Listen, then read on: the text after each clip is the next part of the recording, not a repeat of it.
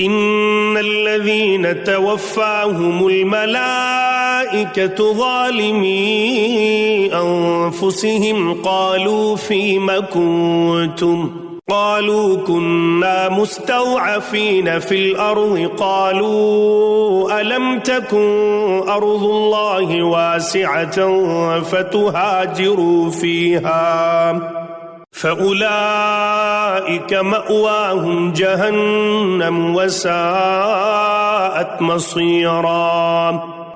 جو لوگ اپنی جانوں پر ظلم کرنے والے ہیں، جب فرشتے ان کی روح قبض کرتے ہیں تو پوچھتے ہیں تم کس حال میں تھے؟ یہ جواب دیتے ہیں کہ ہم اپنی جگہ کمزور اور مغلوب تھے۔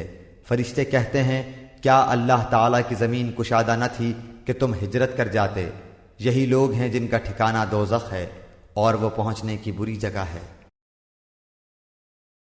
إلا المستضعفين من الرجال والنساء والولدان لا يستطيعون حيلة ولا يهتدون سبيلا، مگر جو مرد، عورتیں اور بچے بے بس ہیں، جنہیں نہ تو کسی چارہ کار کی طاقت اور نہ کسی راستے کا علم ہے، فَأُولَئِكَ عَسَى اللَّهُ أَن يَعْفُوَ عَنْهُمْ وَكَانَ اللَّهُ عَفُوًّا غَفُورًا۔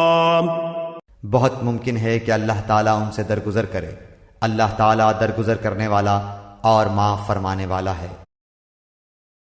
وَمَن يُهَاجِرْ فِي سَبِيلِ اللَّهِ يَجِدْ فِي الْأَرْضِ مُرَاغَمًا كَثِيرًا وَسَعَةً وَمَن يَخْرُجْ مِن بَيْتِهِ مُهَاجِرًا إِلَى اللَّهِ وَرَسُولِهِ ثُمَّ يُدْرِكْهُ الْمَوْتُ فَقَدْ وَقَعَ أَجْرُهُ عَلَى اللَّهِ وَكَانَ اللَّهُ غَفُورًا رَحِيمًا۔